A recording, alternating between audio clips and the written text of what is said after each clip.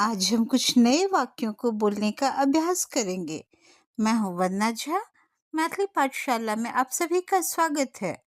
आइ हम सब किछ नव वाक्य सबके बजबाक अभ्यास करबे।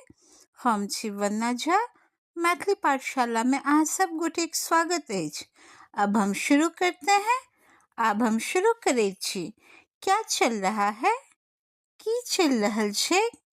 या की चल रहल अछि? क्या हुआ? की भेले? किस लिए? किया? अब क्या? आपकी? और क्या? और की? वह क्या है? ओ की छे? यह क्या है? ई की छे? या ई की अछि?